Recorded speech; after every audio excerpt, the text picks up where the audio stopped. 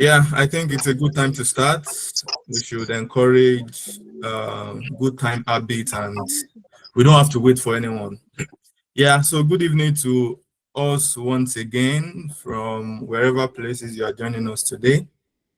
We want to use this opportunity to welcome you to this 2026 webinar for the International Day of Education. This is Unblemished Advocacy, a not-for-profit, non-governmental organization. We're dedicated to effecting change in the educational system through our outreaches, our missions, and we have deemed it fit to organize a section as this for us to learn and to celebrate the International Day of Education. So we are so glad to have you around, and we hope you have a nice time in here today. All right, let me just try to greet one of the people again before we go. All right, I can see Oluwani Femi Caroline. Can you unmute yourself and talk to us? Good afternoon. Good evening, sorry. Good evening, Caroline.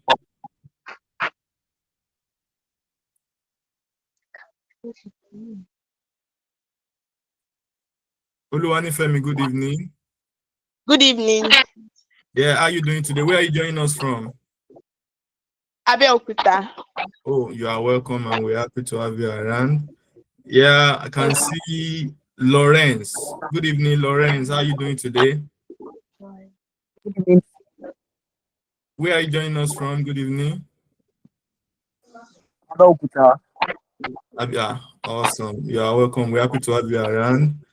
I can see Divine and Folusho. Good evening. How are you doing today? I'm fine, sir. Yeah, we're happy to have you around. Where are you joining from? Nigeria. Nigeria. Yeah, I know it's Nigeria. Where in Nigeria? Oshogbo. Oshogbo, you are welcome. I can see Adepoju Mercy. Good evening, Mercy. Good evening, sir. Yeah, how are you doing today? Where are you joining us from? Lagos State. Say again. Lagos State. Lagos State. Wow, you are welcome. I can see Amao Ayomikun. Good evening. Where are you joining us from? Can you tell us briefly? I can see Pupo Olamilekan. All right, thank you so much, everybody. Thanks for joining. So quickly, I will be playing a video for us now just to enlighten us briefly on what the International Day of Education is all about and to get a nugget of what the day really looks like. So let me know once you can see my screen.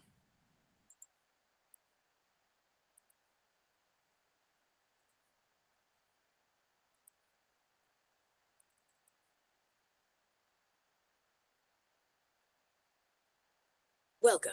Today, we're focusing on the International Day of Education and its profound welcome. I believe you can all see my screen, everybody. International welcome. Today, we're focusing. Can you all see my screen now? Yes. Yes, Right. Yes, sir. So I want us to Yes, sir. Yes, sir. follow. We can see. Yes, sir. Welcome. We can see your Today, screen. we're focusing on the International Day of Education and its profound impact on changing lives and the world.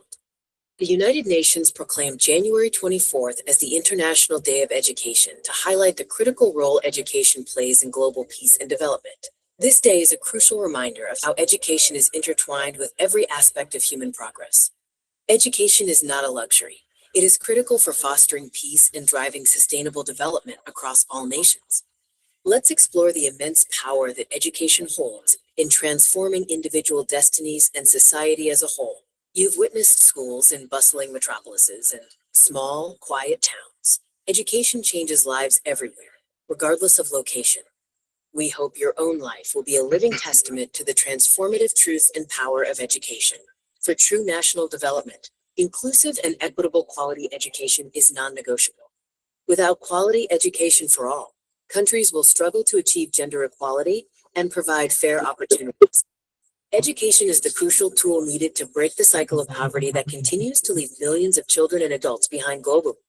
International Day of Education reminds us that education extends beyond grades or credentials. It's fundamentally about dignity, opportunity, and hope. This reminder is especially vital in a world increasingly marked by significant inequality, disruption, and uncertainty. Education provides the foundation needed to respond effectively to anger, disruption, and uncertainty with knowledge and clarity. Achieving these educational goals cannot be done by governments alone. It requires collective effort. The private sector must work hand in hand with the public sector to support educational initiatives.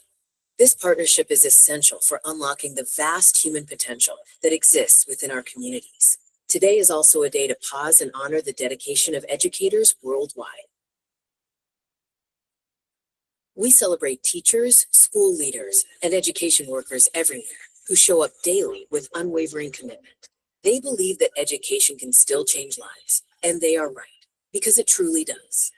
As we conclude, let this day serve as a powerful catalyst for your own actions and beliefs. In the words of Nelson Mandela, education is the most powerful weapon you can use to change the world. Don't stop believing in your own ideas, even if others doubt it. Have faith. You can change the world.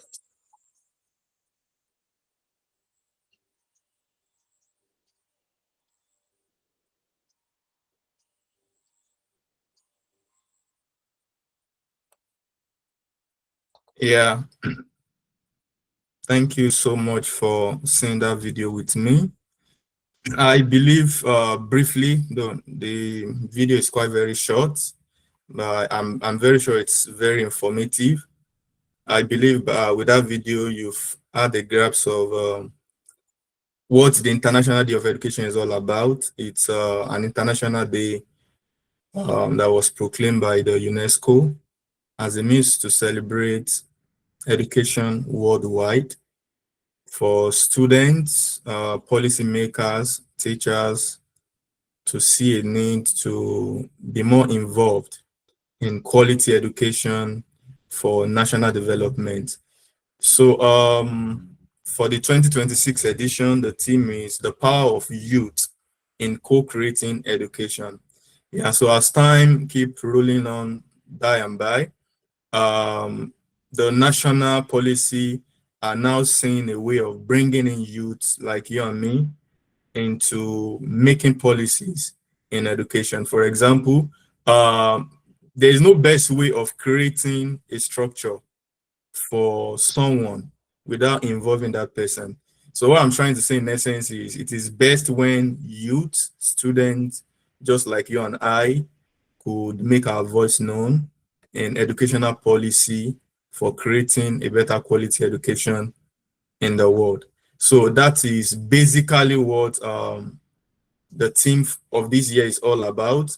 And for that, we've been able to coin out a webinar topic, which is youth as agent of change in education, the skills, voice, and impact, which will be the topic we'll be dissecting for this evening. And I believe you are excited to participate in this.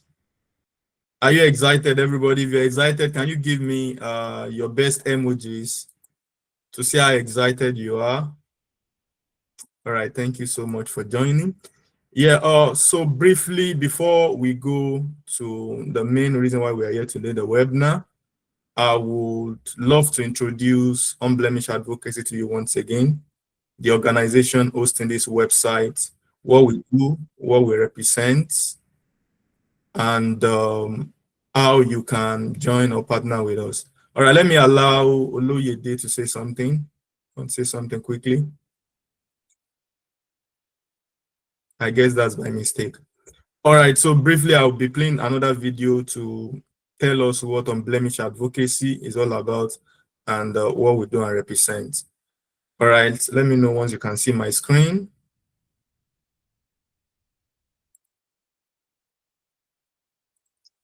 Thank you. Okay.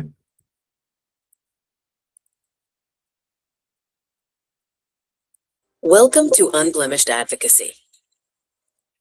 Yeah, I believe everybody should be able to see my screen by now. Can you talk to me, please? Can you see my screen? Oh, thank you. Thank you. Welcome to Unblemished Advocacy. This is an introduction to our mission to restore integrity, diligence, and excellence in our educational systems.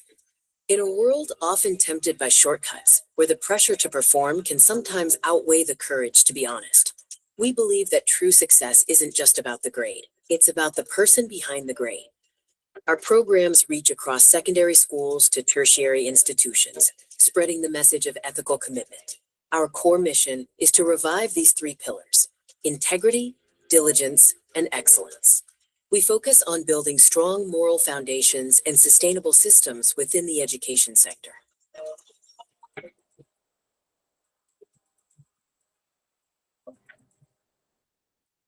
From secondary schools to tertiary institutions, we are building systems that discourage academic malpractice, not just by rules, but by mindset.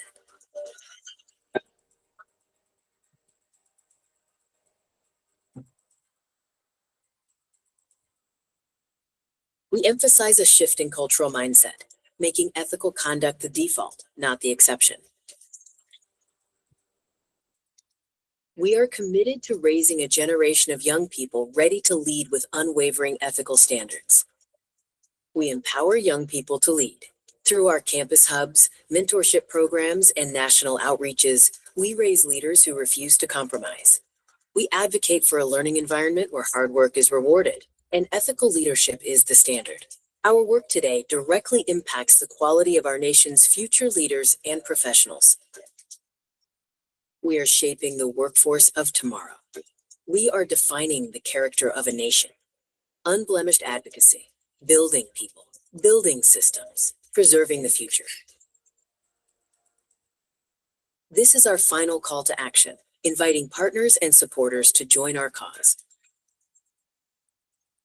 Join the movement. Let's redefine excellence together.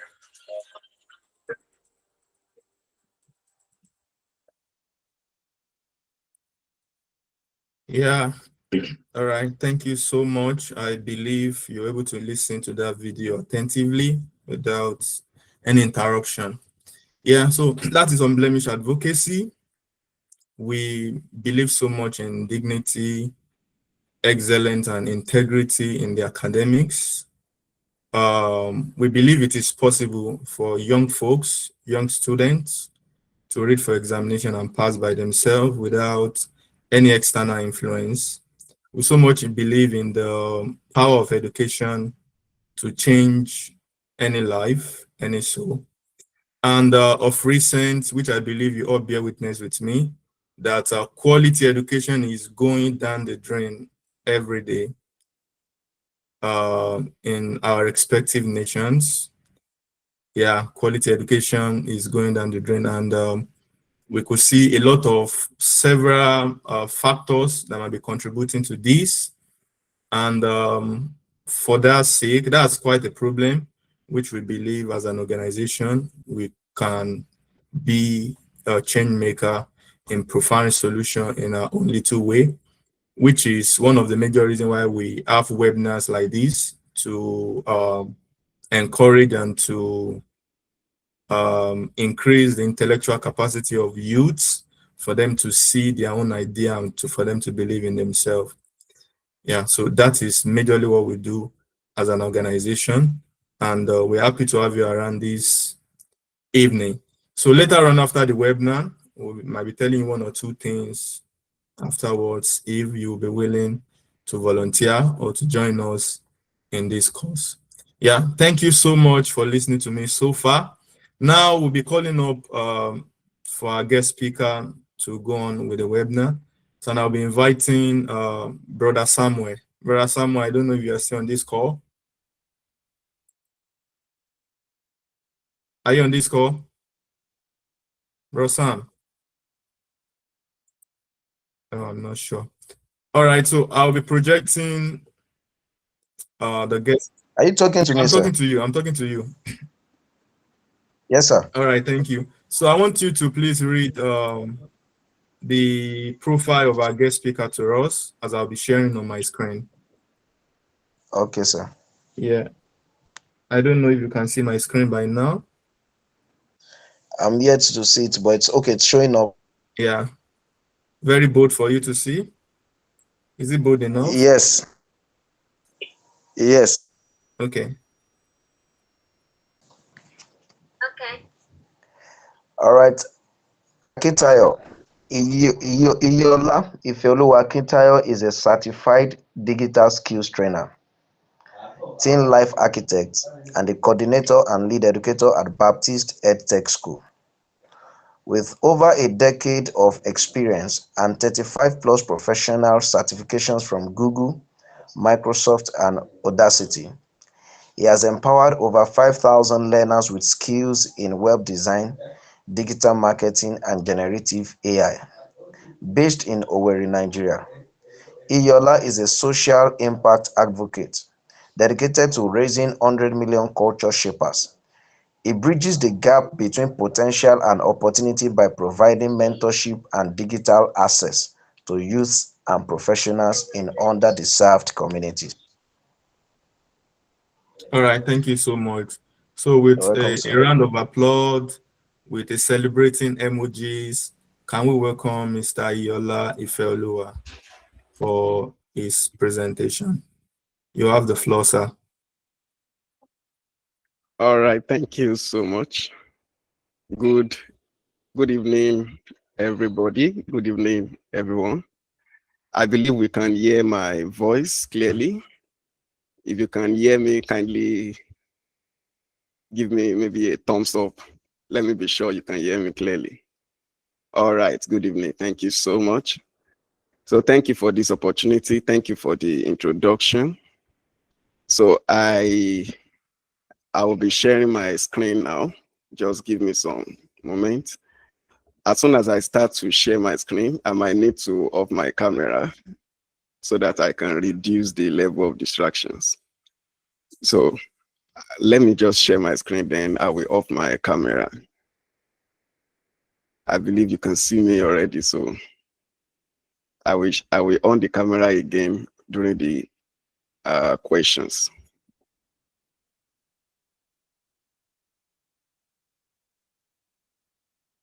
Okay, so please confirm me if you can see my screen. The shared screen now, not my camera, the shared screen. Okay, beautiful. Beautiful. So please permit me to off the camera so everybody can focus on the slide.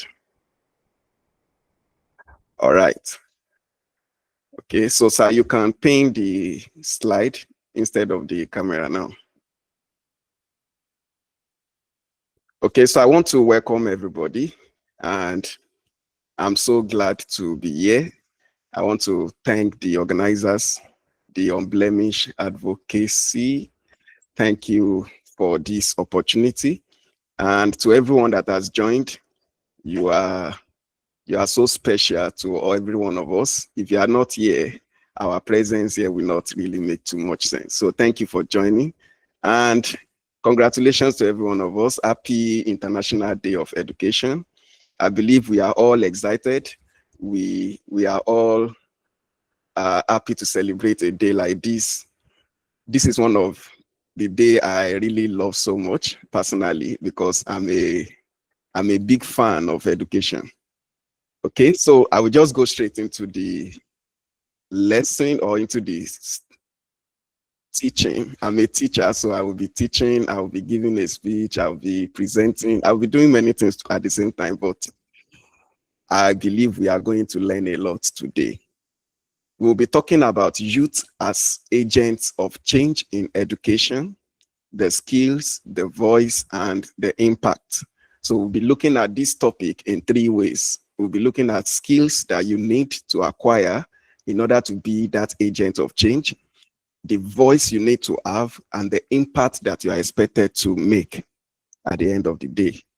So my goal is that at the end of this presentation, every one of us will leave with something tangible and we'll be able to make a decision on our own as we progress. Okay, so let me proceed. Sorry, it's like my slide is delaying a little. Let me reshare. Okay, all right. So you've seen me, that's my picture. Now, education is not something youth should only consume. It is something they must co-create. That is what we want to achieve with this presentation. We want every one of us to come to this understanding that education is not something we should just consume, we should just learn about. We also should be part of it. We must put in our own additional impact into education and to ensure that our community and our society reach a level whereby everyone can benefit from what we call education. I believe every one of us that is in this call, we agree with me that education is a very powerful thing, and it is something that can change a nation, that can change individuals, and that can change a group of people. And that is why we have gathered today to celebrate this special day. Most education systems were designed for young people, but not with them. So today that's a problem because the world has changed faster than education. The world we are living into now, in now has really changed so much that what we currently have in offer in our schools, in our institutions, are not necessarily the things that might really be of great help for us, even as we go into the workforce. And that is why we as youth need to come in and make our own contributions and impact in this current age. Now, I want this webinar to be interactive. What I just did is just to give us an introduction into what I want to speak about. But I will want everybody to be here with me because we are going to do this together. As I've said, I'm a teacher, so I won't talk too much. I just want to facilitate what we want to do. Let me start by asking us a question. If you are joining this call with I want to know the device we are using to join this call so I can know if what I prepared for will work or not. If you are joining with a PC, kindly type PC on the chat section. If you are joining with a phone, kindly type phone. Let me be sure of the devices we are using to join. If you are joining with a phone, kindly type phone. If you are joining with PC, kindly type PC in the chat section. Let me know what we are using to join the call. Okay, PC, phone, phone, phone, phone, phone, phone. All right. So majority of us are joining with our phone. So I'm going to, as a teacher, I have prepared for both our situations. So it's not a challenge. Thank you so much for the response. So we won't be using the menti.com for what I want to do again. So we are going to be using, just give me some seconds. I'm going to be displaying the questions on the screen. Then every one of us will see it. I think that will be of great help. Okay. All right. Let me be sure it's showing everything. Okay. So this is the first poll I want us to respond to as we start. I believe you can see the poll. How many of you feel your current education fully prepares you for real life and work? So you have to pick either very well, somehow, not really, not at all. So let's go. Just type in the chat section. How do you feel about your current education? Do you feel it prepares you for real life and work? Your current education, do you feel it prepares you for real life and work? Thank you, Popola Lamilekan. Somehow, okay, that's good. I need more feedback. Let's do this together. Let's do this together. Somehow, okay, beautiful. Somehow, Adepoju Mercy, somehow, Ayomide, somehow, Lawrence, somehow, beautiful. Abidoye, somehow, okay. Unblemished advocacy, not really, okay. Somehow. Thank you so much. That's enough response for now. Okay, now, I asked that question because I find myself in a situation after graduation. That was at undergraduate level. When I graduated from my architectural degree program in school, I found out that my first project as an architect I was asked to work on a design for a zoological garden. And while I was to create the design, I actually make use of my computer to create the designs using some architectural software. But it amazed me that the whole 7-8 years that I spent in school, we were trained to use pencil and paper to draw.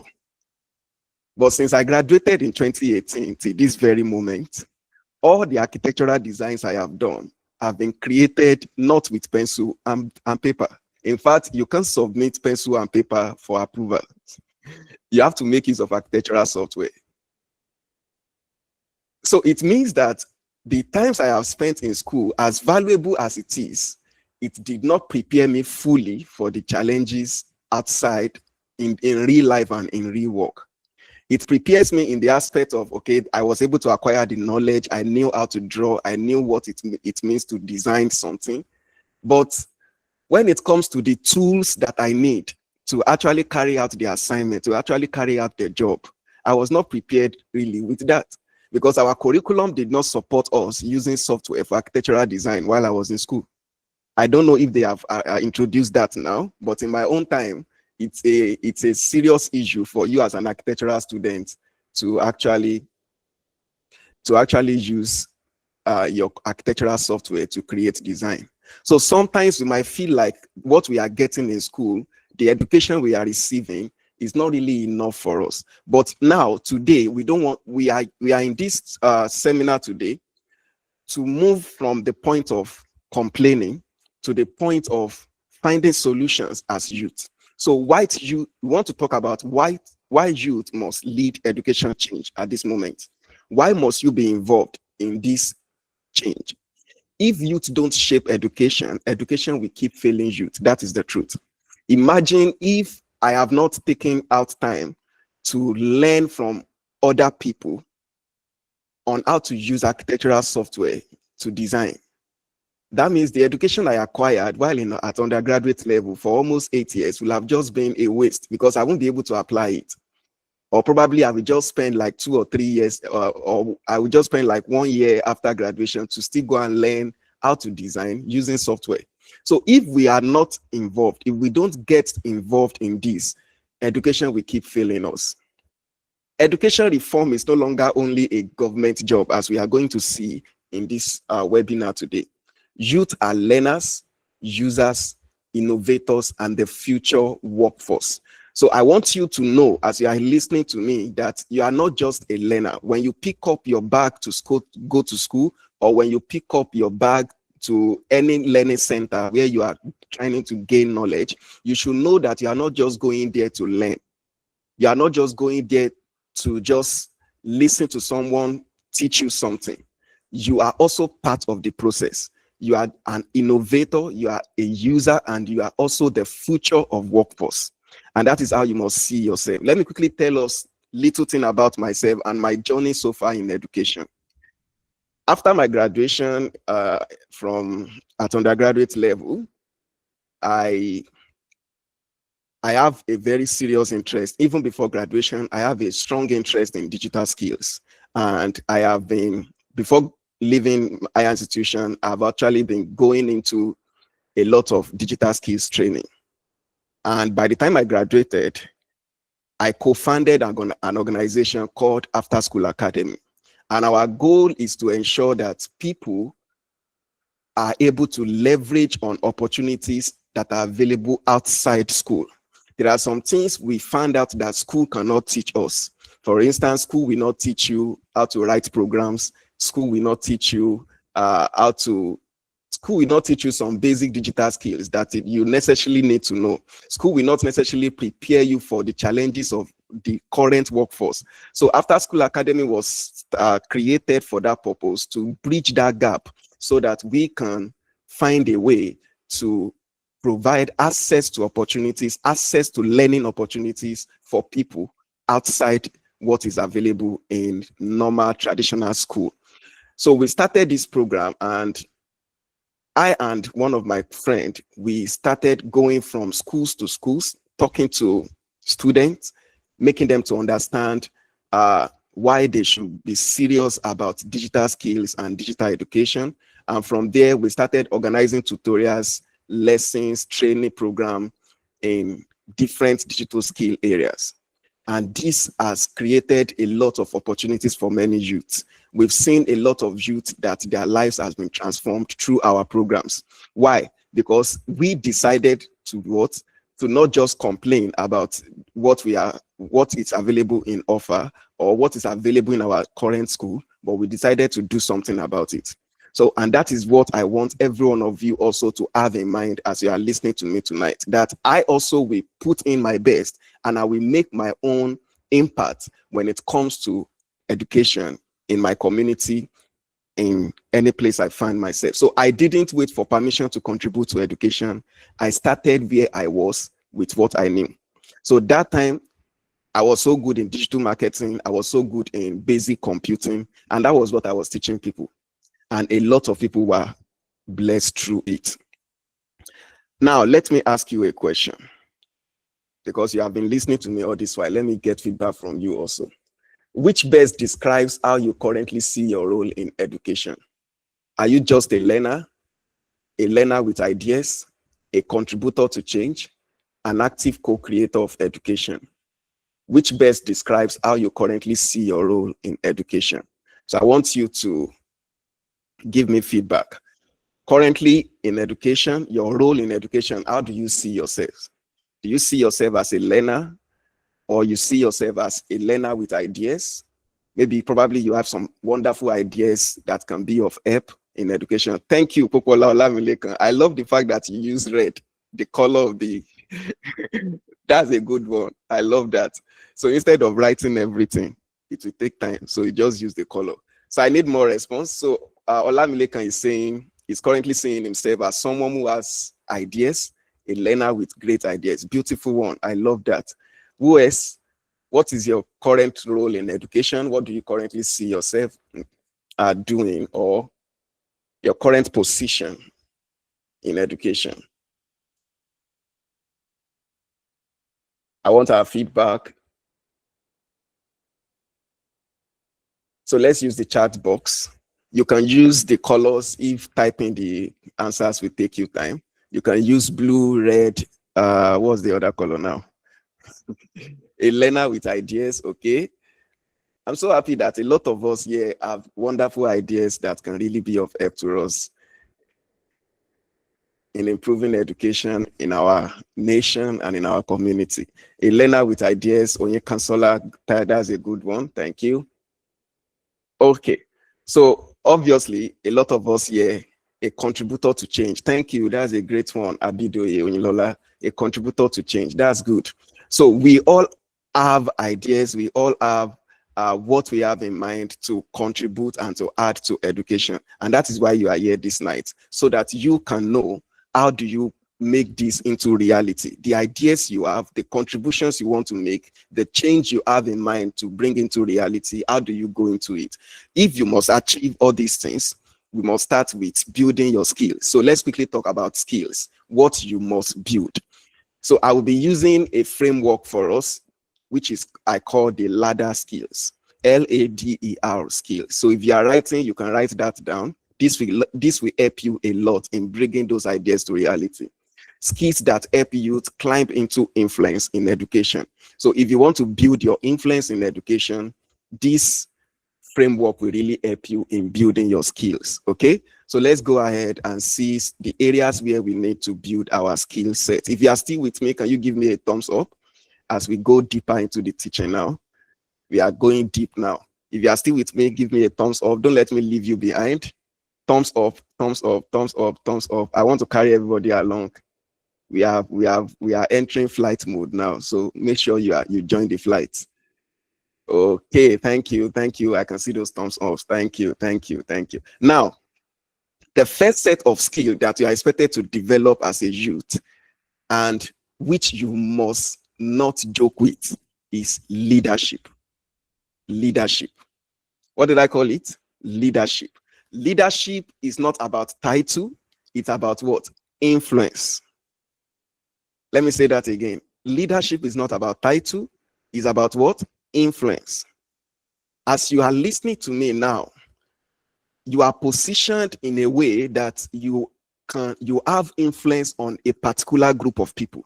There is nobody that is listening to me at this moment that doesn't have a group of people that they have influence over. It can be in your small family, it can be in your community, it can be in your class. Anywhere you find yourself, there is a little bit of influence you have over some group of people, and that is leadership. So leadership is all about influence, and is a major skill you must build if you want to contribute to changes in education. If you don't want to join the group of people that keeps on complaining, you must build your leadership skills. And one of the most important leadership skill you must build is self-leadership. Self-leadership. You must master yourself. You must be able to speak to yourself. You know, we are in a generation whereby a lot of youth are distracted. Social media is distracting a lot of us. We don't understand what we call self-control again. We decide, we can make a decision, okay, I want to go to TikTok to spend, let's say, 10 minutes. But before you know it, you're already spending 1 hour. That is poor self-leadership. You can't lead anyone when you cannot lead yourself.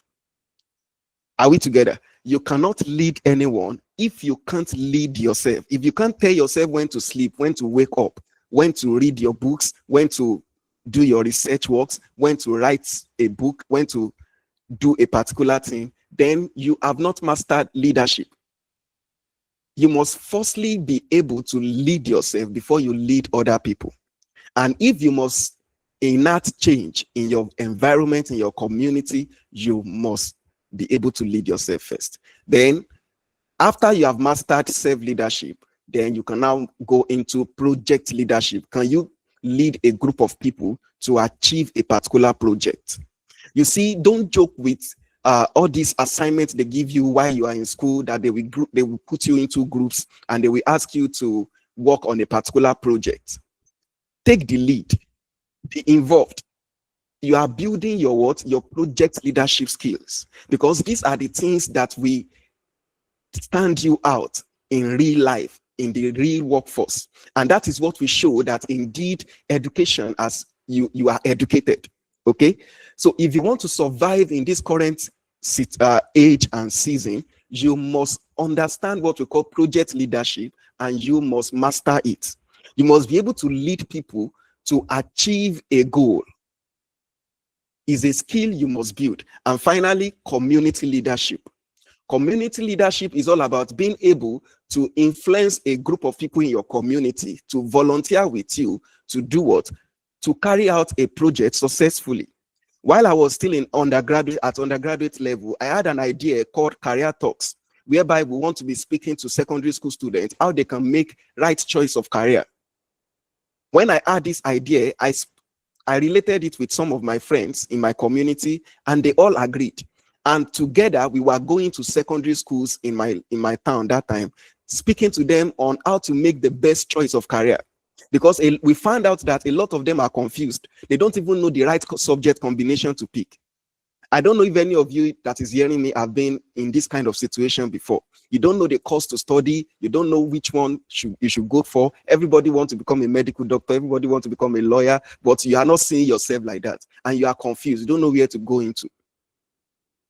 I related this with some of my colleagues, and we all together, and we were able to go to big schools that some people even told us that, no, they won't allow you to enter that school. We entered there because they see what we are bringing forward. That is you contributing your own quota to education. Are we together? If you understand these three aspects of leadership that I have talked about now, just give me thumbs up. If you don't understand, give me thumbs down so that I can do something about it. Okay, Popola did not understand. Thank you. All right, so let me just give us a brief on the explanation of it again so that we can understand. I say self-leadership is all about you knowing, coming to a point whereby you can dictate your decisions. You can dictate your actions. That is self-leadership. So you have the ability to say to yourself that I'm going to read from 7 p.m. to 9 p.m. and you will do that. you have mastered self-control, discipline, to the point whereby you can say, I'm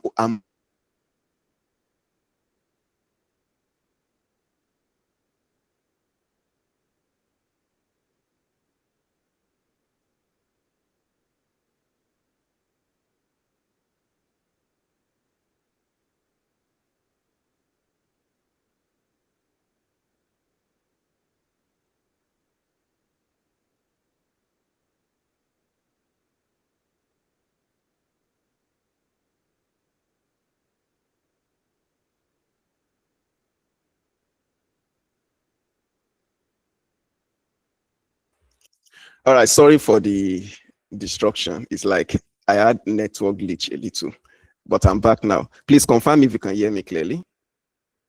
Yeah, we can hear you, sir. Okay. Yeah, right on. Thank you. Good. All right. So that's self-leadership. I've talked about self-leadership, your ability to dictate your actions. Project leadership, you can bring a group of people together and direct them to be able to achieve a particular goal. Community leadership is just like a bigger experience of project leadership, whereby you are able to bring a group of people together in your community and you are able to move together to achieve a cause. Practical example, starting a study group. You can start a study group in your school or in your community. This is you putting your own contribution to education. You can start a tech club. You can start an advocacy community. You can start a peer learning cycle. Instead of using WhatsApp to only chat, you can start a group on WhatsApp whereby you gather your classmates together and you study together on that WhatsApp group. That's one thing you can do. You can start a small WhatsApp group whereby people come together, maybe like a book club. That is you contributing to education, and that is leadership. Okay, thank you. Let's proceed because of my time. Then the next thing is advocacy and policy awareness. Now, this is one of the skills that a lot of us don't pay attention to, and we keep on complaining. If you want education to be better in Nigeria, in any nation of the world that you are joining me from, you must, from today, make a decision to have better understanding about our national policy on education. Like, you don't need to memorize everything, or you don't really need to know everything about it, but have some basic understanding of it. And anywhere you find yourself, maybe you go for NYSC programs, try to understand the educational policy of the state where you are posted to or where you are currently. Try to understand how the educational policy works. It will really be of great help to you so that you can know the gaps that are there and the gaps you can fill. Let me give you an example.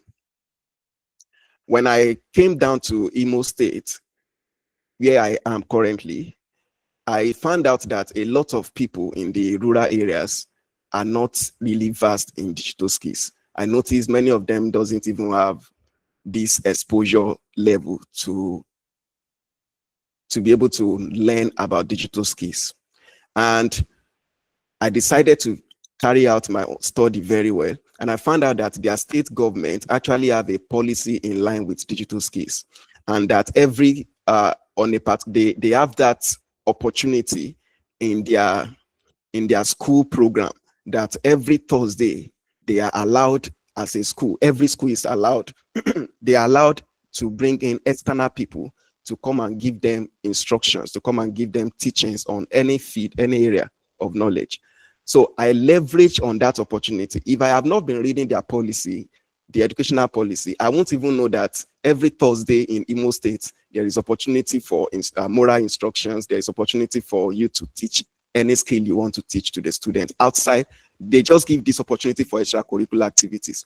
So whenever I write my proposals to schools, I pick that day, and obviously they don't have choice than to give me opportunity to do that because they are already looking for people who will fill that gap.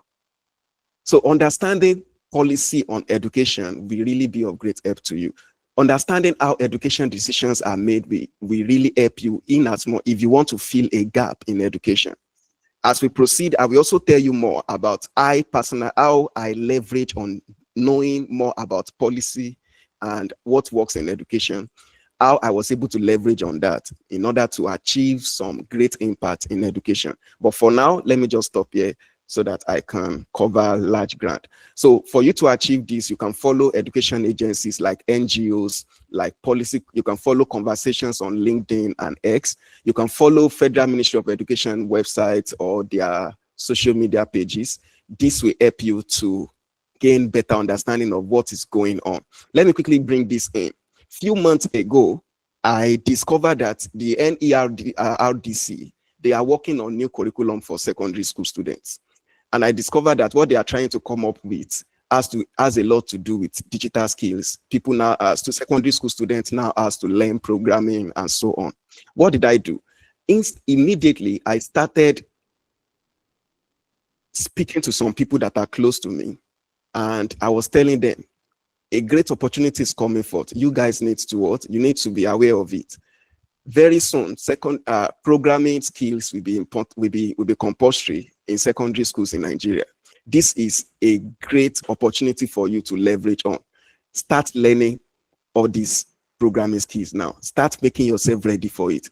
And before I know what was going on, just by November or December last year, they released the new curriculum, and now every secondary school student in Nigeria have to learn programming. They have to learn HTML, CSS, JavaScript, Python, AI, and so on, while still in secondary school.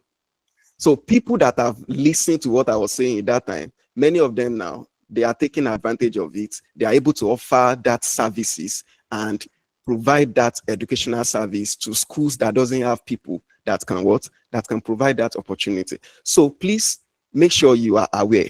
Awareness is very important. For instance, many of us did not know that in Nigeria, this is just an excerpt from educational policy. In Nigeria, you are liable to free, universal, and qualitative education from age 0 to 15.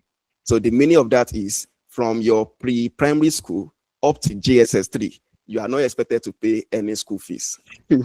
It's free education from pre-primary school to JSS 3. Many people don't know that, but that's just the policy of education in Nigeria. So it shows that if you know about this, it can help you when you are speaking with policymakers, when you are speaking with decision makers. It can help you in some ways to really secure more contributions from either a state government or a federal government into education. That is the issue of advocacy. Let's go to the third skill that you have to build, and which is very important. That is digital and AI literacy. I've been mentioning this a lot. If you are here at this moment and you are hearing me, please, I beg you, you must build your digital and AI literacy skill.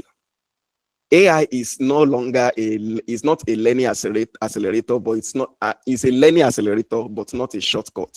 A lot of people, they have this wrong notion about artificial intelligence. They think it will make people lazy. No, it's not. It won't make people lazy. It will only make you better.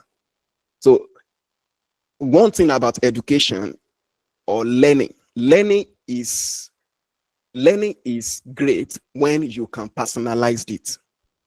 Let me say that again. Learning is great when you can personalize it. But guess what?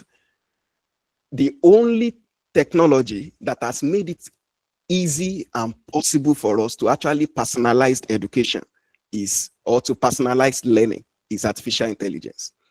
With artificial intelligence, you can learn the way you prefer to learn. You can decide to learn how you want to learn. So please make sure you learn how to make use of artificial intelligence. Then you can embrace online learning through massive open online courses. So you can use Coursera, EDX, Udemy, Udacity, FutureLearn, LinkedIn Learning. These are online platforms where you can learn. Let me tell you a very funny story. There was a time I was taking a course at Harvard University. It's a computer science course. And I was so surprised when one of the lecturers that was taking us in one of the course was Mark Zuckerberg. That's the founder of Facebook. Now imagine, how do you have access to Mark Zuckerberg teaching you if you are not actually learning through online programs, or probably you travel down to Harvard. So you have this access to great tutors when you learn online. When I was taking my AI training, I have opportunity to learn from the founders of AI, people who actually built AI. Those are the people that took the course that created the course I took. And I am in Nigeria. There is no way I can have access to these people if I'm not learning online. So please, if you are not learning online, if your education has not gotten to the point of leveraging on the resources available online, then you are leaving a lot of things behind. You have to start taking advantage of opportunities to learn online.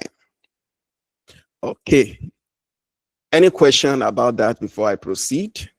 So I'm going to share my slide later, so you can have access to these resources I'm sharing now.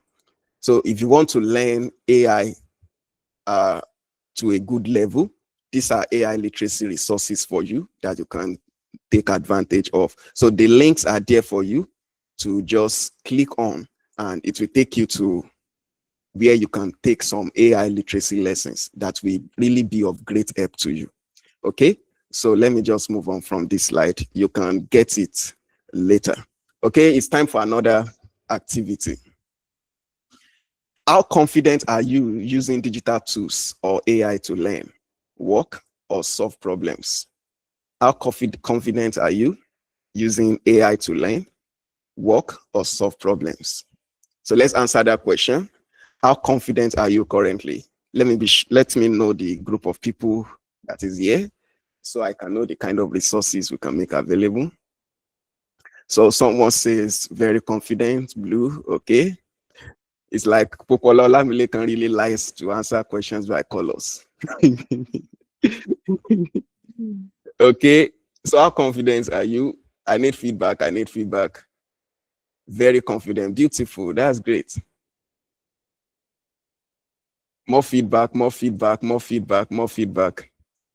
I'm not the only one here, right? So I need more feedback. No answer is wrong, okay? One more feedback and I'm moving forward.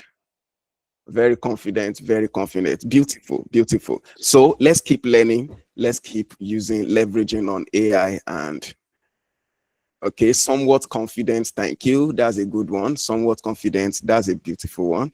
Yeah, thank you for your contribution. Jonah or Mawumi, you want to say something? Jonah or Mawumi, you want to say something? Okay, beautiful.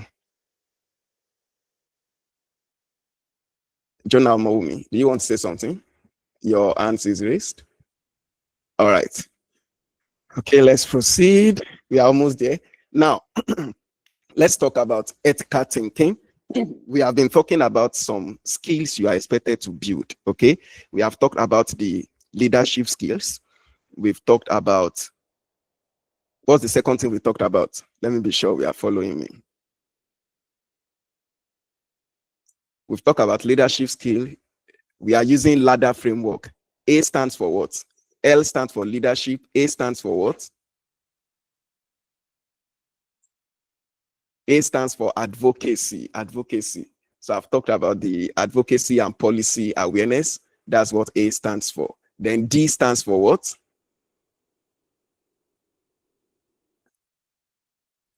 D stands for what? Digital skills. Thank you. Digital and AI skills.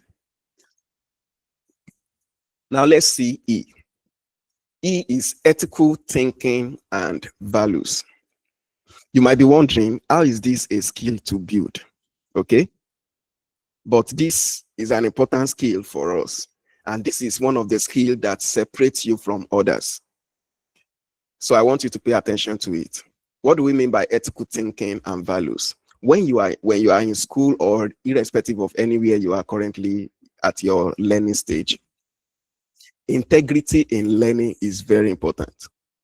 Don't join people to sort their way out. Don't join people to manipulate their way. Don't join others to engage in malpractices in order to pass a course. It won't help you at the end of the day.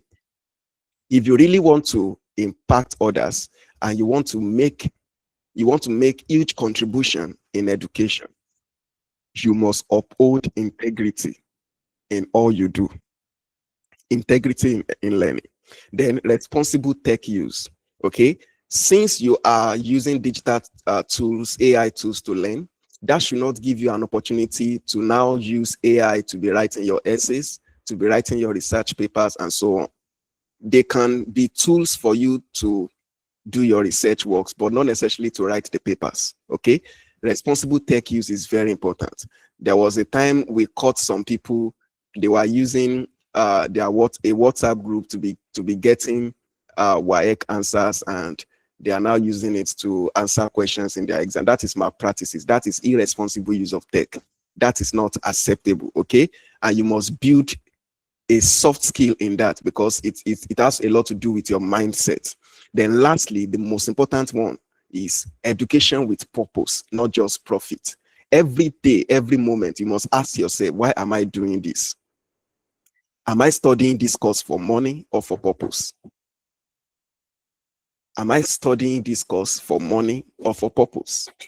If the reason why you are engaging in education is just for profit, then you might not get the best out of education. It must be for purpose. There should be a purpose you want to fulfill through your practices, through your learning, and everything you are engaging with when it has to do with education. And if you want to contribute to educational growth in your community, then you must engage in education with purpose. The ideas you have, the changes you want to make, all these things will only come to pass if you are doing it with a purpose and not just for profit. I remember that when we started After School Academy, for the first 3 or 5 years, we were not making any profit. In fact, most of our courses were free. It got to a time that some people have to tell us that you people need to start collecting money for what you do. But you see, the reason why we did not start with collection of money is because there is a purpose behind what we are doing. We want a lot of undergraduates, a lot of graduates. We want them to own this skill as soon as possible. And we know that we have limited time to do this. We know that we have a larger group of people to cover, and we don't want finances to stop anybody from learning. That is education with purpose. So please make sure you have a purpose that is driving what you are doing. Then lastly, result orientation. If you have the idea, if you have the leadership skills, you have the ethical skills, you are doing it for a purpose, but there is you are not result driven, then nobody will know what you are doing.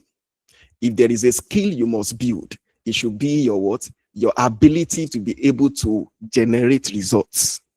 If there is one thing school has not perfected so much in teaching us, is ability to generate results. Let me give you a story. After spending 3, 4, 5 years or 6 years teaching people digital skills, going from one place to another, there was a time I was having a discussion with somebody, and the person was talking about storytelling. Please, I want you to hear this story. It can help someone now. So somebody was talking about storytelling, and the person was telling us that you need to tell your story. Don't leave your story to another person to tell. Let people see the results you are commanding. It's very essential. Like, you need to document your results, because that is what will show that you're actually making impact. So after like 5, 6 years of training people, I did not even have so much to show, because I don't take pictures of our training. I don't really take videos. I don't talk too much about what we are doing. I only share it on my WhatsApp status. But after that encounter with this individual, I started intentionally to be measuring my results, to be telling my stories, to be documenting my results. It's very essential. There was a time I wanted to apply for a grant. What stopped me from getting that grant was because even though I have done a lot, I have nothing to show for a lot I have done. No pictures, no videos, no proofs. Nobody's giving us feedbacks. So how do I show to another person that I'm doing something great? So let me pause here and get feedback from someone. If you are here, you have find yourself in this kind of situation before. Can you share with us? You are doing a lot, but you don't have anything to show for it when it matters. Anybody? Let it not be that I'm the only one that see this as a challenge. Please, let's be fast. My time is almost up. Anybody? You are doing a lot, but you have nothing to show. Have you found yourself in this kind of situation before? If you want to contribute, just raise your hand and I will call you. Oh, wow. So I'm the only one that see this as a problem. Okay, Popola Olamilekan. Okay, do you want to share with us? Good evening, everyone. Good evening, sir. Thank you for hosting us, and it has been brilliant from the beginning. Okay, so about having something to show for it, yeah. So it came to me early this year. I've been in a lot, getting tired, and even not having results, not having anything to show for it. My story, my story is also similar. All I show is on WhatsApp, I'm doing this, I'm doing that, and the next 24 hours it just disappears. And there is no evidence or proof that okay, this is what even yourself you even struggle to remember what you have done at the cost of everything. So that's how it resonates with me. Thank you so much. Thank you so much. So all the impact you are making, all the things you are doing, make sure you document them.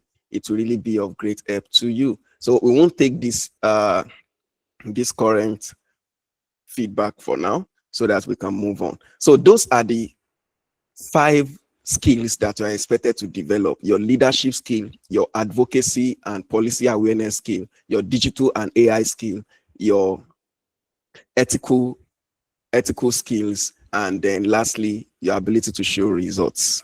Okay.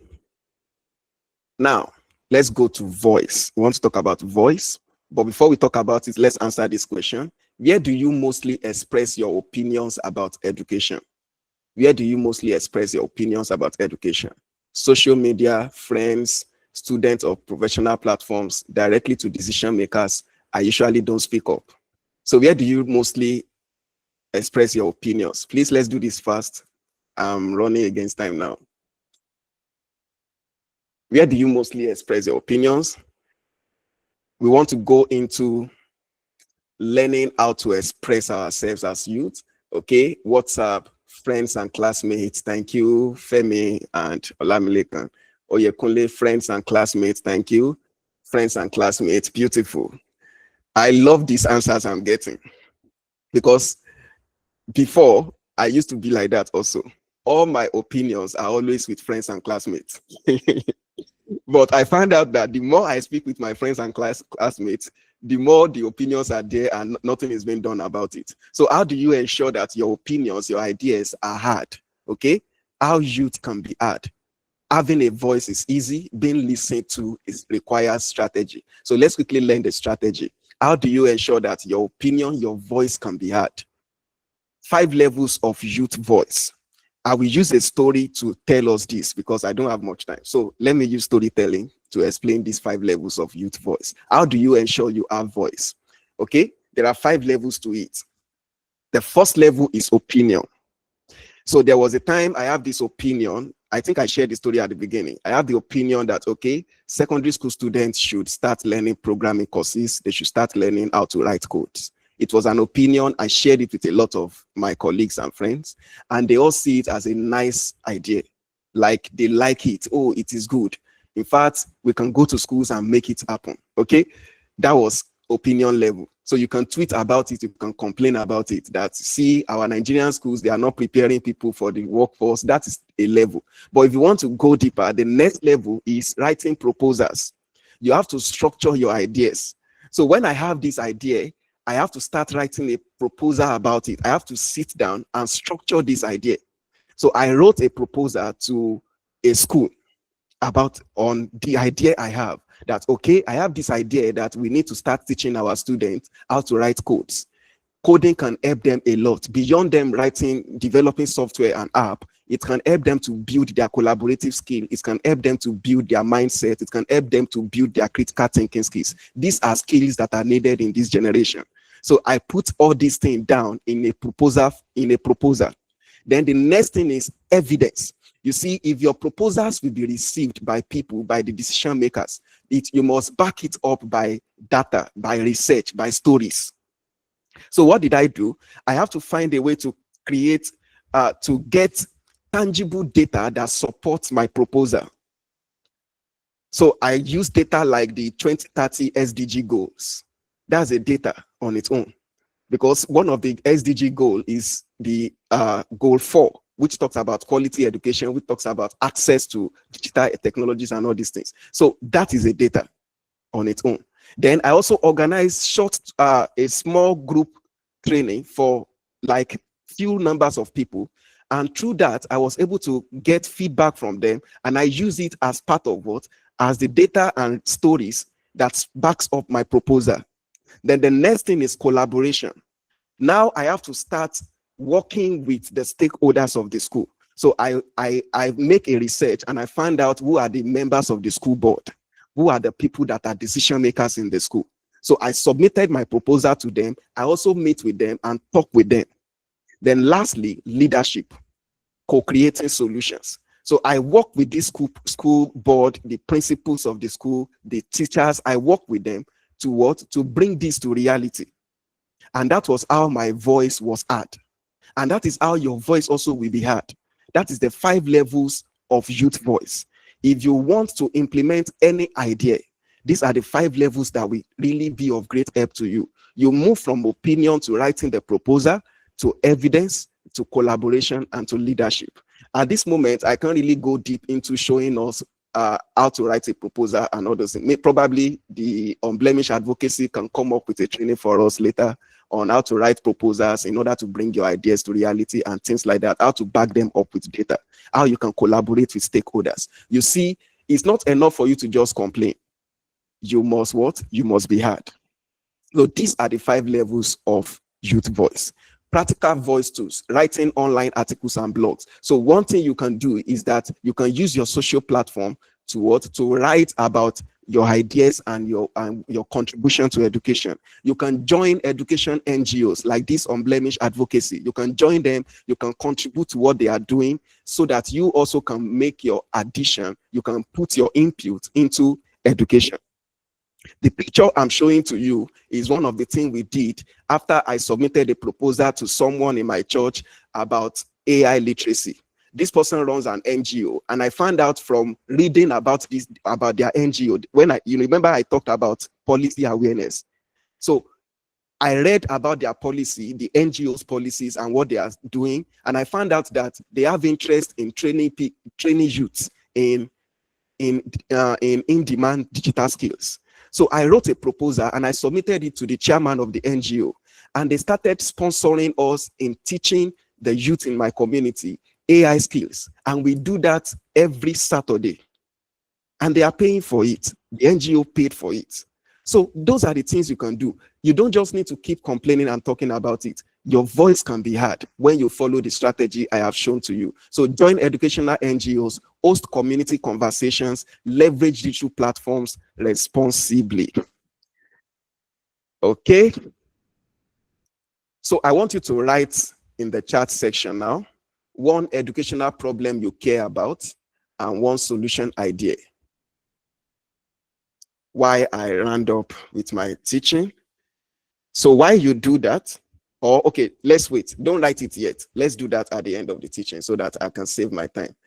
Let's quickly talk about the last aspect of our teaching. We've talked about the skills you must build, and under the skills you must build, we have talked about 5 things. Then the next thing is your voice, how your voice can be heard. Then lastly, we want to talk about impact. How do you turn ideas into real change? So you have the idea, as many of us have, then the action, then the outcome. This is the impact framework. From idea to action. I've talked about the action, which is actually making your voice to be heard, and the things you do, then the outcome. This is the picture you are seeing by the right hand side is one of the outcome we had, the picture we took after taking one of our kids coding program. This is also based on community service.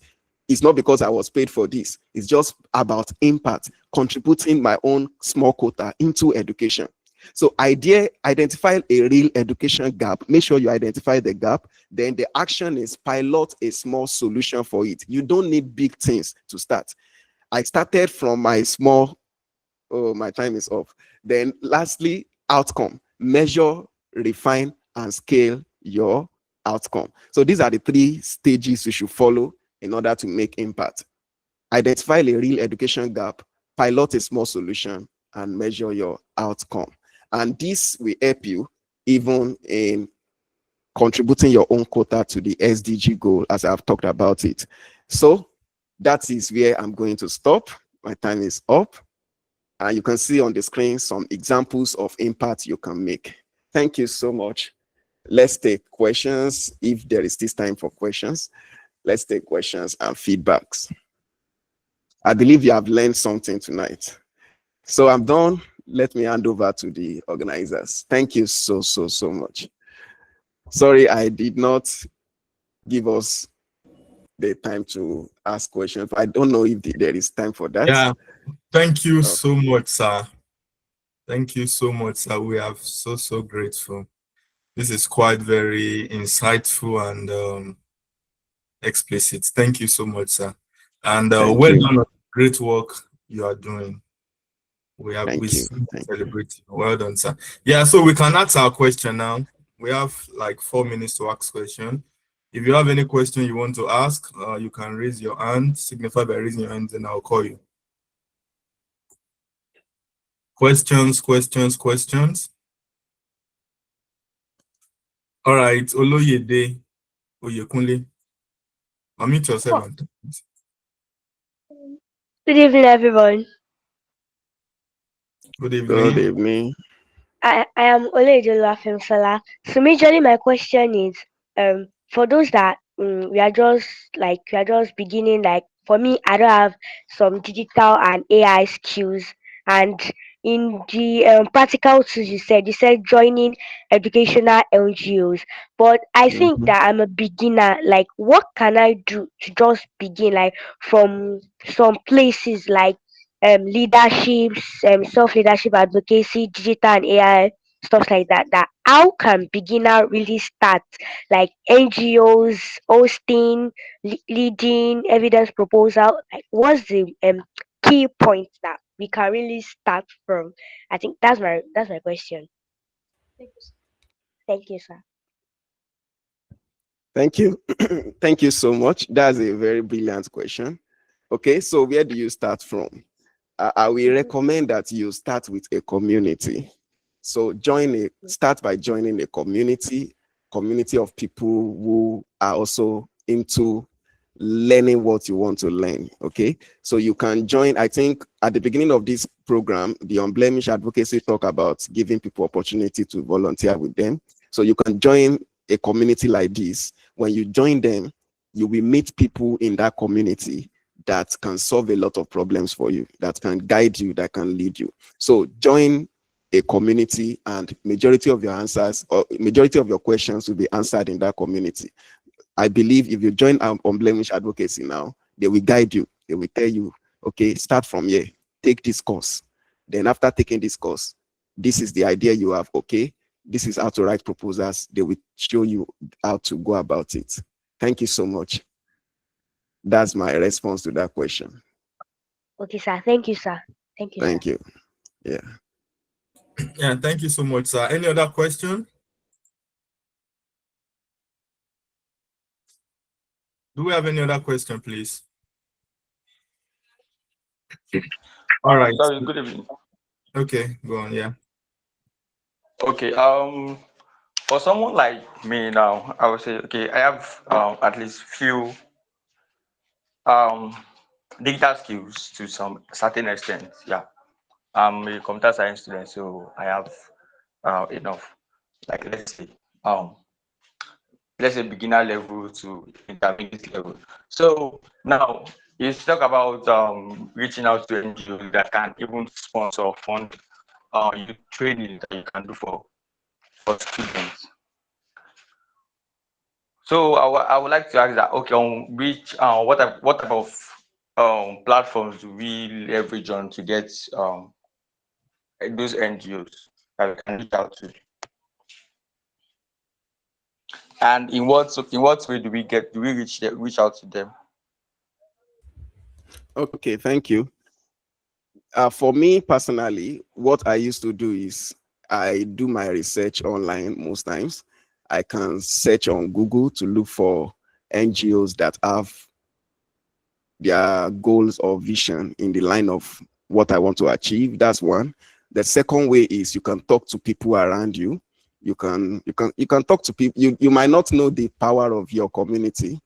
You can talk to people around your community and ask them if they know about anybody or any NGO that is really solving this particular problem that you want to solve. That's one way. And another way is you can start.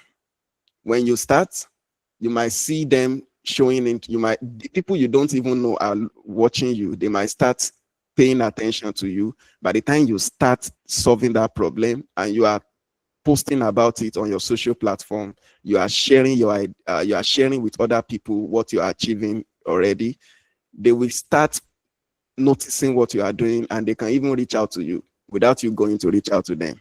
So instead of waiting for you to get these people to sponsor you, you can start at your own small space. You don't need much people. If it is just 2-3 people you can bring together to start solving that problem for these 2 or 3 people, you are good to go. It's all about how you tell your stories. Okay. So I will say that is my suggestion.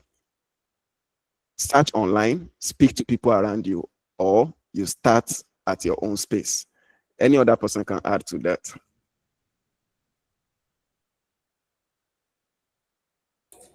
Yeah, thank you so much, sir.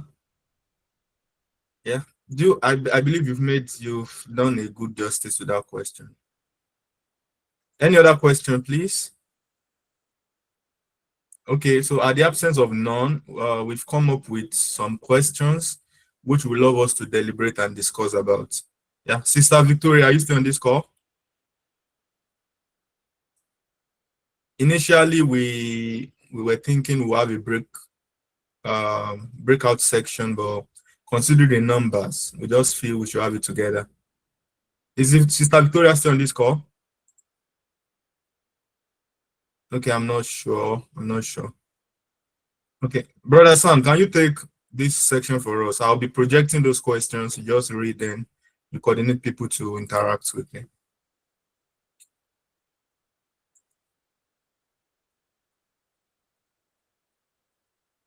Brother Sam, are you on this call? Yes, I am. All right, please, you can lead us quickly. These are the questions. Yeah. All right. Good evening, everyone. The first questions, and if you want to answer, you can just share me your. You can just raise your hand, and I will be willing to call your name. So the first question says, "What's one thing you are passionate about changing in education, and why?"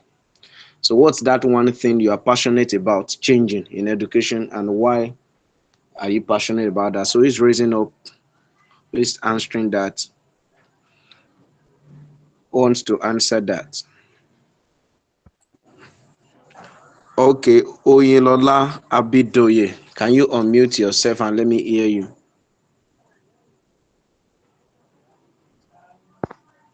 Good evening, sir. Good evening, trust you are doing fine. Yes, I do. So, one problem I'm passionate about in education is that the education system we have currently is one that prioritizes examinations over real understanding.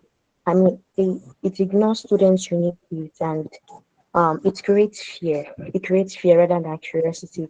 And I firmly believe that many students are not unintelligent. They are just simply unguided, pressured, and then on earth. And to me, education should help students think critically. Education should help students to discover their purpose, to build confidence, and most importantly, to grow in character and not merely to pass exams. Thank you. All right, that's great. That's great. I'm impressed to hear that, honestly.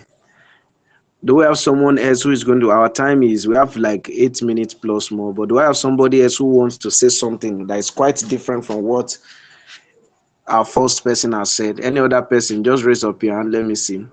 What's one thing you are passionate about changing in education and why?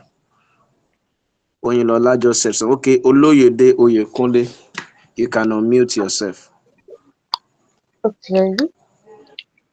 Um, Good. Good evening. Thank you again. What I think should change about education is that education to learn how to like you should help people to learn how to think and not what to think. That is what Okay. I think that should change about education mostly to learn to teach people how to learn what to think, not to know what to think. Okay. I'm really trying to get that with your English, but I think what you are trying to say is that education should help people to be more critical rather than pushing them to be like a robot where they are just to follow anything they say or do. Exactly. All right, Yes, sir. Yes, that's sir. great. Let's move to the second question also. Okay. So let's move to the second question. Is AI, artificial intelligence, that's what AI is AI a tool that helps us co-create education, or is a shortcut that silences original voices? How do we use it? Okay, let's do the first part. Is AI a tool that helps us co-create education, or is a shortcut that silences original voices? Who is speaking first? Who wants to answer that? We have about 14 people here. Let me say 13. So who is talking? Who is talking?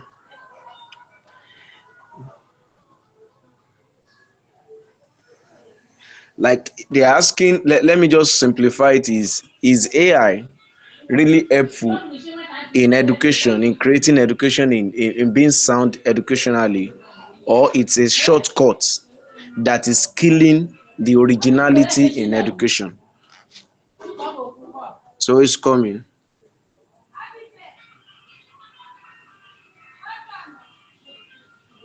Do we have anybody saying anything around that? Is there anybody that knows anything about AI? Let me first see you. If you can say one or two things about AI.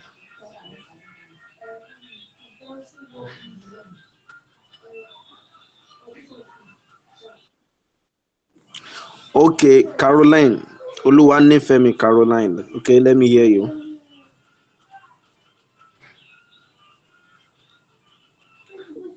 Oluwanifemi Caroline, let me hear you. Unmute yourself. Good evening, sir. All right, good evening. AI is a important function. It's not something that should can help students understand, know a lot of what they are supposed Your line is breaking. I can't really hear a sentence completely. to that What do you support say? education. AI is a tool that supports education. Okay. It's not So, okay, how do we use it to enhance our impact? How do we use it to enhance our impact? Okay, Ochola Ref Lawrence, can I hear from you? Lawrence, unmute yourself and let's hear you. Good evening. Just go straight to the point because of our time. We still have two questions more. From AI is also Hello? and also hello sir. All right, I'm hearing you now. So from my perspective, AI is also a tool and also a shortcut. Relating it to reality today. Most students use it to like just do assignments and not bothering to rack their brains or think of anything.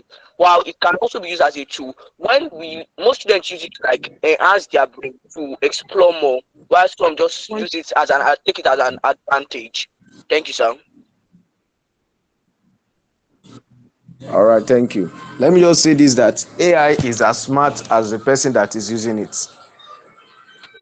AI is very smart if it is handled by a smart person.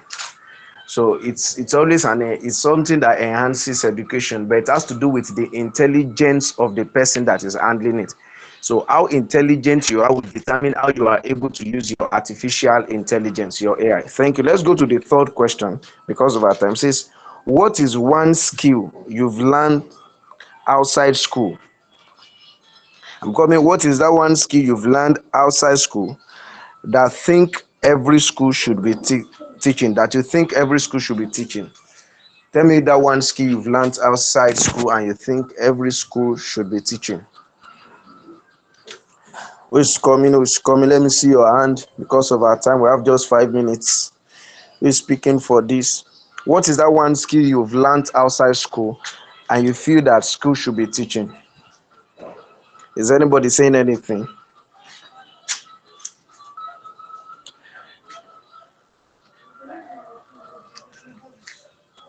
Okay, Lawrence, I can see your hand. Um, Okay, after Lawrence, Oluwani Femi will talk. So Lawrence, go on. Lawrence, go on, go on. like just Hello? programs. Hello, sir. Yeah, I can hear you now. Teaching programming because not everybody are like enlightened about programming and other like how to create robotics and stuff like that. Okay. Okay. Okay, he said we should learn about programming and robotics. Well, thank you. Is Caroline saying something? You can put down your hand, Lawrence, or you are still talking. So, Caroline, can I hear from you? Or you are not raising your hand? One thing outside school, think should What do be you say? teaching. One thing I have learned outside school that I think school should be teaching, effective communication. Outside, Effective communication. uh, Uh,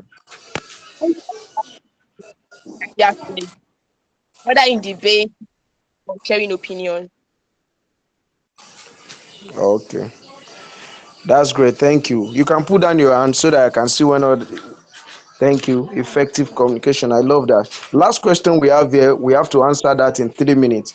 Do you think schools are preparing young people to change the world, or simply to fit into, or simply to fit into, to fit into? Who is answering that one? Do you think the school is teaching young ones to change the world, or they're also teaching them to just fit into that same world? Who is giving an answer to this? Yes. Oloyede, you are saying something.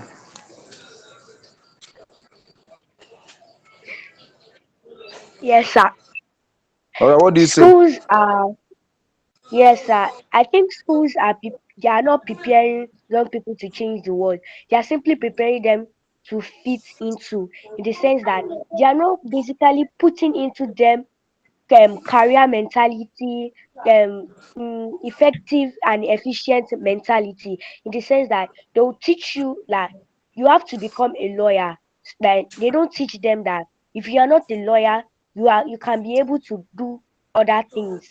I think that's what schools are basically doing. They are not actually preparing young people to change the Okay, world. thank you, Oloyede. I love that. So they are not really teaching young ones to change, but they are only teaching them to fit into it. Okay. Do you have any other person before I close this session? We have just less than 2 minutes.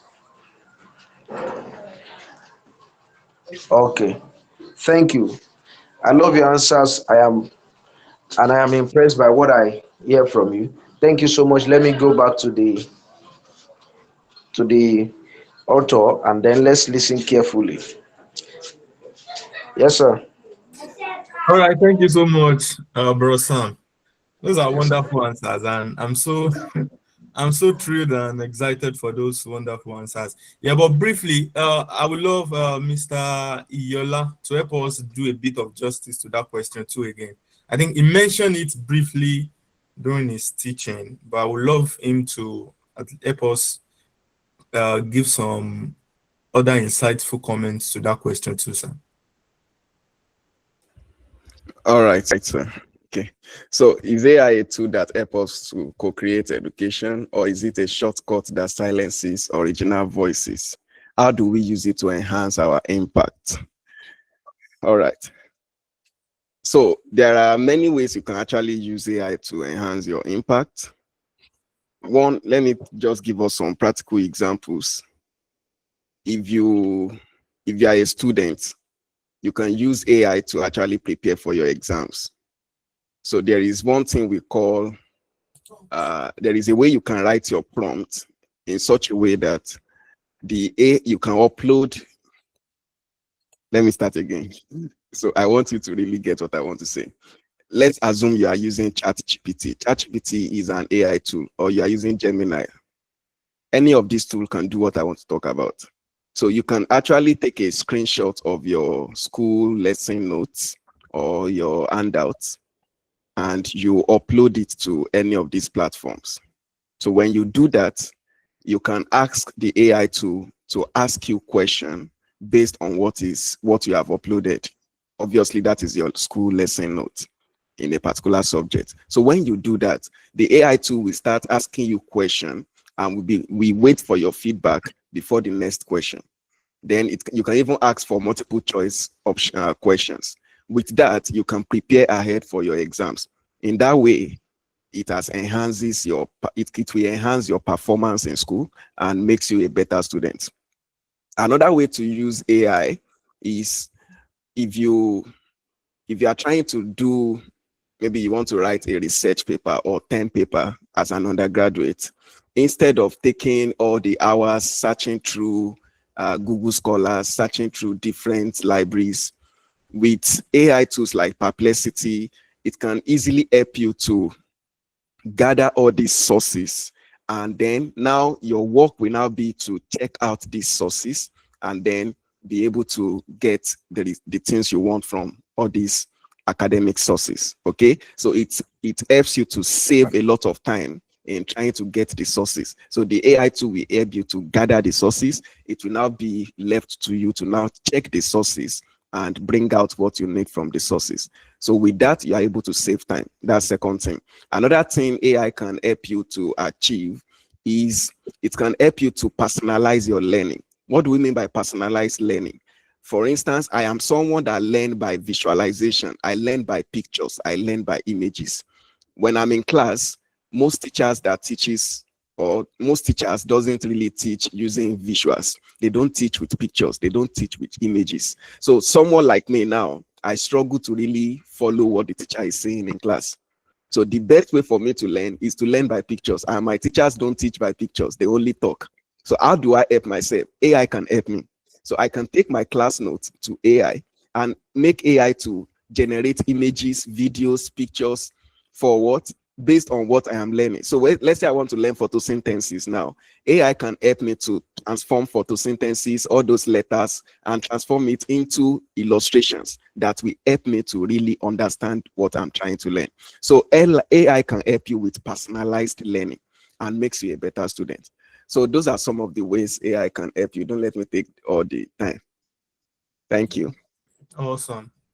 Thank you so much, sir. We are sincerely grateful. Thanks for your time, for your insights.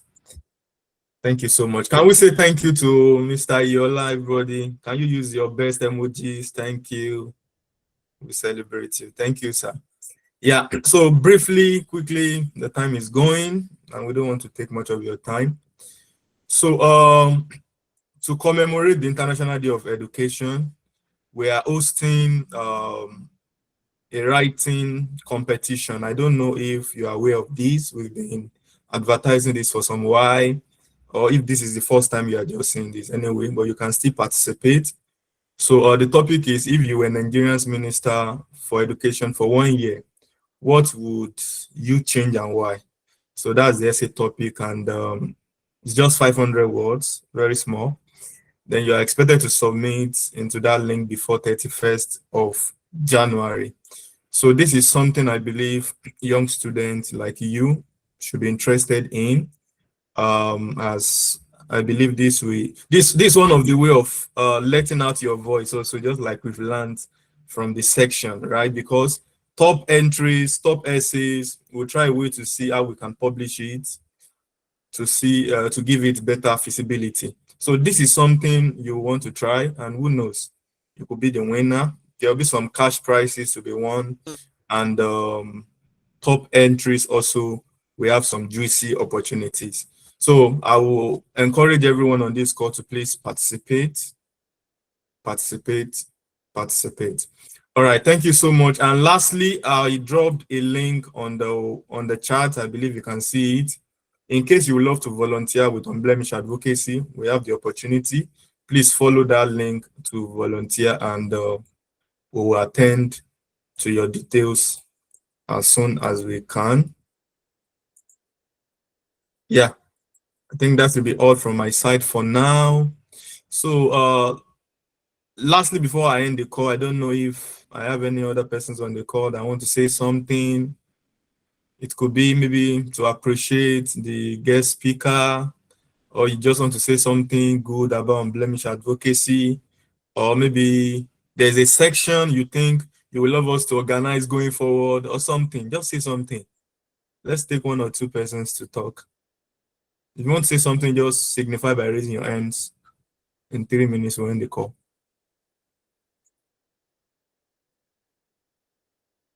All right, no one is talking. Okay, Mr. Iyola, I don't know if there might be, I don't know if you have maybe digital courses people interested here might love to take, maybe from career. I don't know the name of the organization. Is it afterschool.com? Afterschool.ng rather. So I don't know if you have digital skill you feel people might be interested in. And who knows, as an organization, we might be willing going forward maybe to support 1 or 2 here that might be interested in taking maybe any of those courses as a means of increasing their digital skills, also for participating in a program as this.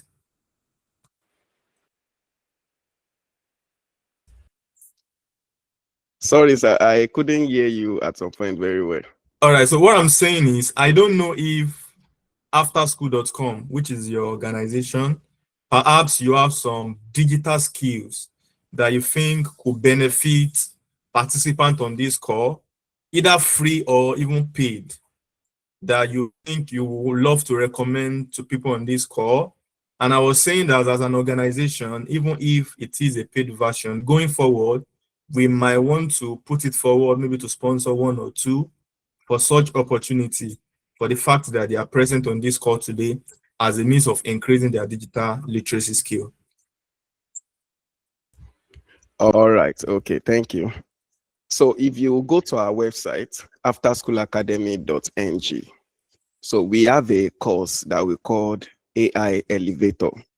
So currently the course, we are having a cohort of the program. So we are not taking enrollment at the moment, but I think by February we should start another enrollment.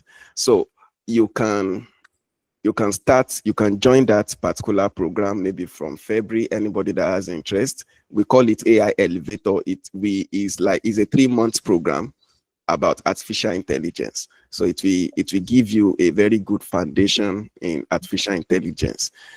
There is always a scholarship for it.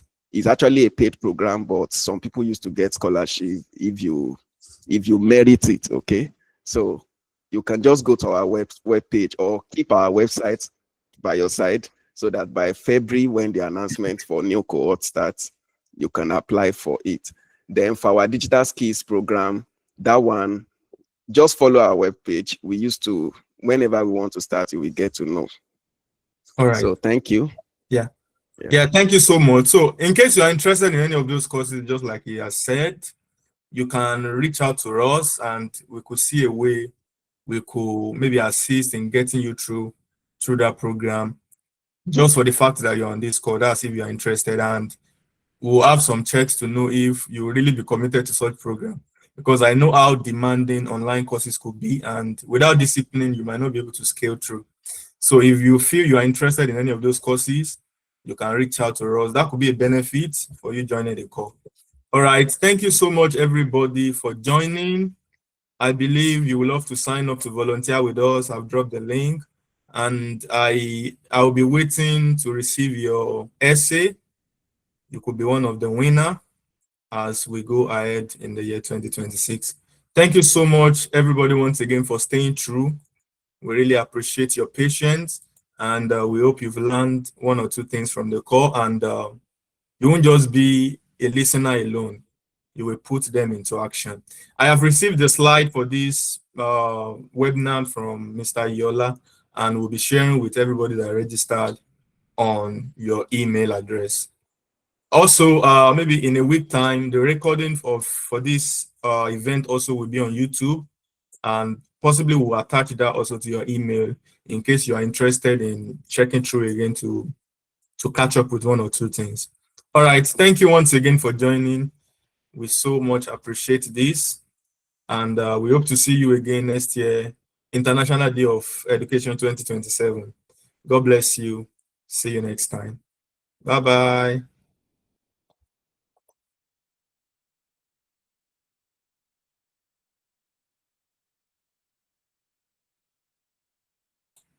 Oloyede, do you want to say something lastly?